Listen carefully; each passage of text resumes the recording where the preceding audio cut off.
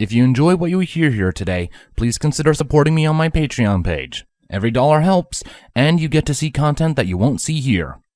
Chapter 25 Manehattan.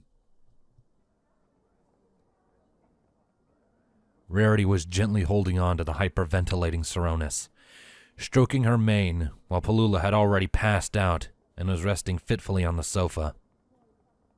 The older changeling was shaking violently, trying in vain to get her breathing under control before she also lost consciousness right alongside her younger sister.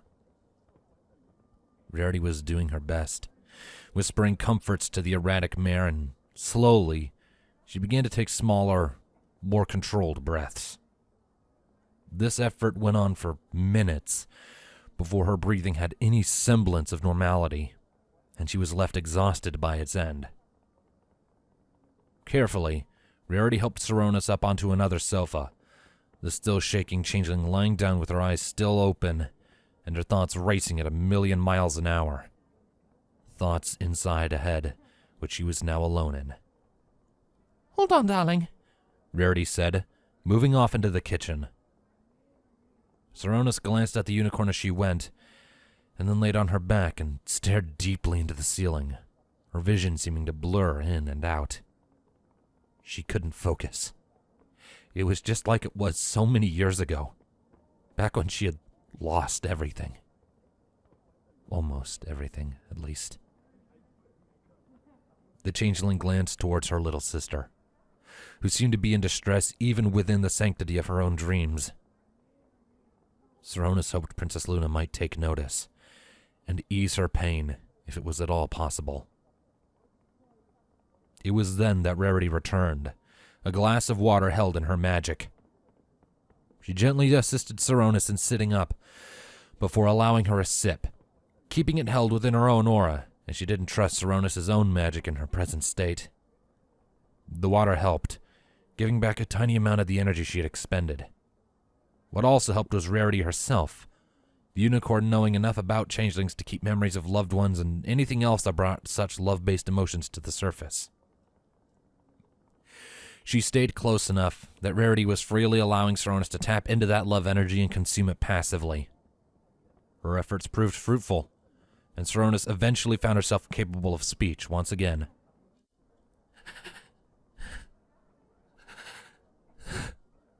"Thank you," she muttered. "Any time, dear." Rarity responded kindly. "Are you all right? What happened to you?"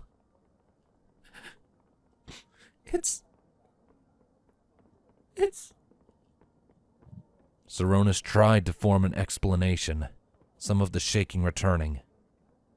Eventually, it just became too much, and she blurted it all out with a pained cry. It's happening again! Why? We lost our home, our family, our lives! But we got it back! We got it back! Now they're gone! They're all gone! Please, calm down! Rarity stuttered, flustered. Who's gone? What has actually happened? The hive! The distraught changeling shouted. I can't hear or feel any of them. The queen, she severed us. It wasn't a death. She cut us off on purpose. Why? Cut you off? Why in Equestrian would Twilight do that? She wouldn't do something that horrid for no good reason. I know her. She just wouldn't. I know. Soronis stressed. I know that, but what did...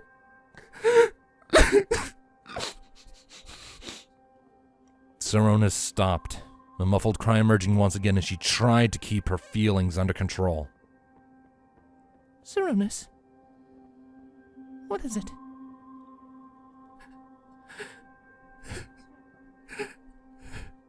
What if something happened to them? Soronis whispered. What if whatever got the other queens got her too? Twilight would never let that happen, darling, Rarity assured. She's too strong to let some ruffian defeat her. Soronis scoffed. Some ruffian? Do you think some ruffian would be capable of any of this? Do you even have the slightest... Soronis stopped herself there, taking in a deep breath and calming herself. I'm sorry. I don't know how to deal with this. I can't lose another home. I can't fail Pew again. Rarity gave her a small smile. You've never failed her, Soronis. Never. But no buts. Now, I don't know what's going on, but I'm going to find out. There are other changelings in the city, and if something happened to them, they'll know. It's a big city. Do you expect to run into one right away? If something has happened to them, emergency services will respond. Also, simply asking ponies around and about could yield results if you ask in the right places. Soronis gave a weak smile. Good thing you're an expert on this city. Oh, psh, hardly, darling. I only know what I hear. You love this city. It does have a glamour to it. And the architecture, No, I have more pressing matters to worry about. I really need to be going. Will you be alright if you stay and rest? Soronis nodded. Yeah, Pew can't exactly go anywhere. And I need to be here as she wakes. Rarity smiled. Very well, then. I'll try not to be too long. With those parting words, Rarity hastily departed from the hotel room. With what had just transpired, and the possible threat to Queen Twilight, one of her closest and dearest friends, the fashionista was half expecting to find Armageddon in the hallways. However, everything was perfectly normal as she descended the staircase and arrived in the lobby. The lavish entranceway was quiet. Only a few of the current tenants were around. Cannot nobility by the looks of them that were likely visiting on business. She had no time for their kind, so she proceeded from the bottom of the staircase towards the front doorway. "Miss Rarity," the posh-looking pony behind the check-in desk spoke out. "Where are you going in such a frazzled state? And where are those two darling little changelings you paraded around?" I don't parade around anything, Rarity stated through gritted teeth. They are friends of mine, and they're dealing with some personal matters right now. Normally they'd be with me, but today is different. No need to explain anything to me, the pony said. With your connection to royalty, both changeling and otherwise, any of us would want the world to know, even if it means keeping them around. Rarity puffed her cheeks, muttering, Oh, why must such fabulous locales be ruined by such rude individuals? What was that? Oh, nothing, Rarity sang. Now I must really be going. Ta-ta! Without giving the pony a chance to speak again, Rarity moved on out of the doors and into the street beyond. All the while, her thoughts were filled with a mixture of deep worry for the changeling she was with, and trying to banish rather unladylike thoughts of punting the pony she had just spoken with through a window, as if she were Rainbow Dash or Applejack.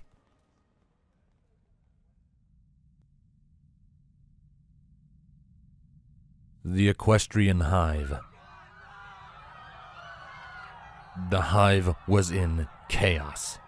A full-blown panic had emerged the moment the mass disconnection occurred.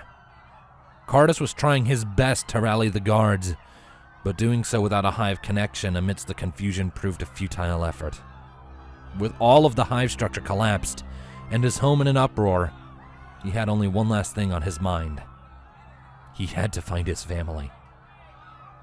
Limping his way out of the atrium was a battle in and of itself. He could only imagine that the panic was how many of the drones around him had also reacted when Queen Crudelis perished, since most of them were former members of her Hive. He could also recall the final moments of the Battle of Ponyville, or at least flashes of it, as he drifted in and out of consciousness after taking the hit that crippled him. Credalis' drones disconnected, fleeing in panic and fear. He now knew how it felt, and was merely managing to maintain his calm by using years of professionalism from his time as captain of the guard. He knew something had gone terribly wrong, that the contingent he had provided the Queen had failed to protect her. But at that moment, all that mattered was Panacea and Juvenis. And he knew where they should be, the place they had agreed to meet, if possible, in a hive-wide disaster. Queen Twilight Sparkle's throne room. He burst through the half-open doors and found what he was looking for. His wife and daughter weren't the only ones who had had the idea, and several more drones were looking around for answers. Dad! Juvenis shouted, rushing up to him. What's happening? What's going on? I don't know, he admitted. Twilight cut us off. Something bad has happened to the council. But all the queens were there, Panacea stated.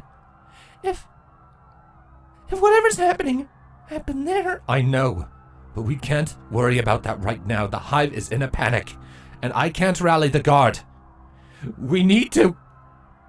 A scream drew their attention, and all in the throne room witnessed a male drone scamper into the throne room. Ah! They're attacking! They're... Ah! The stallion tripped as green magic took a hold of his back legs, dragging him backwards and into the air until he was muzzle to muzzle with a smirking figure. Well. What do we have here? Queen Vulgaris asked, her glowing red eyes examining the changeling hungrily. Drones believing they can neglect their loyalties to their Empress? Cardus blinked. Empress? Our Empress, and our salvation. How did you find us? Cardus demanded to know. Oh, please. You open your doors to the Equestrians and don't expect your location to be so easily revealed? Our location, maybe. But a perception filter hides the entrances from whoever we do not want entering. Visitors have to be guided in. Yes, well, Queen Twilight was very helpful in that regard. Cardus's eyes widened. Vulgaris's horn lit up, and soon the drone she held relaxed, as his eyes turned from a bright blue to a dark, ominous red. A fanatical grin formed on his face as he was released and took his place at Vulgaris's side. What is wrong with you? One of the other shell-shock drones shouted to Vulgaris's victim. He has been enlightened to the truth, Vulgaris said almost dreamily. As shall you all receive this gift. Vulgaris's horn lit up again, and the panic returned in force to the changeling drones. A dozen changelings all scrambled to rush past the changeling queen and out the only exit, all of them being immediately besieged by more of Vulgaris's drones as they tried. Cardus didn't need the hive mind to feel the presence of hundreds, if not thousands, of drones invading their hive, using the chaos of Twilight's departure from and decimation of the hive mind. They didn't stand a chance. Cardus grabbed onto his wife and daughter, holding them close as he tapped into all the magic he could muster and formed a portal around all three of them. As they sank beneath the floor, he saw all of the changelings that had been inside the throne room now turned towards them, a red glow in all their eyes. They emerged several hallways away, Cardus almost collapsing before his family took his weight and kept him steady. Whoa! You shouldn't be using magic like that! Panacea stressed with worry. Not as you are! Neither of you know the spell, Cardus pointed out. It was the only reason we made it out of that. You cannot escape your responsibilities! A new voice raged. All three froze as they saw Vulgaris's daughter, Princess Imperius, arrive with two drones at her sides. We run? Juvenis asked. I can't, Cardus painfully admitted. Damn these old wounds. The male's state is unfortunate. But I know him as Cardus, former captain of the Royal Guard and veteran of the Battle of Ponyville. His experience will be a great addition to our forces, Imperius stated. Take them. The two drones began to close in on the family, Panacea and Juventus charging their horns in preparation for a likely futile defense. Luckily, they would never be given the opportunity. Princess Imperia shouted in pain as she found a sword plunged into the joint connecting one of her legs to her torso, severing the bone. As the blade was retracted, the severely injured and bleeding princess opened her wings and shot down the corridor to safety. Her two guards turned from the family towards the new drone, taking in the red armor signifying him as being a guard of the recently deceased Queen Draco. They attempted to slay this new drone, the first of Imperius striking forwards, only for the new drone to dodge and roll over and across the attacking changeling's back. The new drone's sword followed shortly after, held in his magic, and took the attacker's head. The second of Imperius's guards fell to a well-aimed spell. Come on, the drone beckoned Cardus's family. They're everywhere.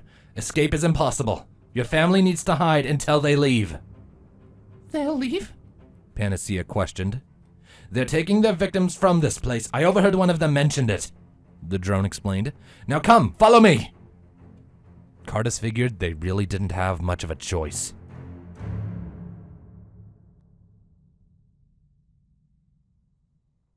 Manehattan. It was late at night when Rarity finally returned to the hotel room, and she was visibly disheartened. Bags were under her eyes, and her mane was even more unkempt than it was before, which only further soured her mood. Rarity? Soronis called out, the changeling having been comforting her now awake but despondent sister. You're back, Puellula said. What happened? Where to begin? Rarity said with a sigh. I found some more changelings from your hive, but they were no better off. Police and even some EUP city guard forces stationed here were at the scene. There were even some ambulance carriages. Ambulances? They were also disconnected, and suffered just as much as you. Rarity explained. I don't know where any of this is going, darling, but it's nowhere good, I know that much. I'm tired, Puellula muttered. Yes. We're still leaving in the morning, so we'd best be off to bed, Rarity stated. We can finish packing before we leave. We all need our rest after today's events. The changelings gave no objections, slowly sauntering off to a much-needed slumber. Rarity followed close behind, heading into her own room and shutting the door behind her. As she got into her bed, she had little trouble finally drifting off to sleep. Her slumber was surprisingly restful, and if any bad dreams came to haunt her that night, she didn't remember them by the morning, or at least the dawn of the afternoon. Rarity had ended up sleeping in far past what she normally would, Soronis and Puellula doing the same. The fashionista might have overslept even more, if it wasn't for the sudden burst of green flames suddenly causing her to sit upright as the scroll fell onto the sheets.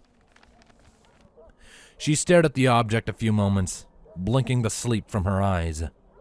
Realizing it must be from Spike, she hastily fought off her drowsiness and opened it up.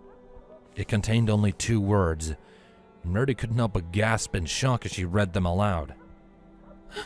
Stay there?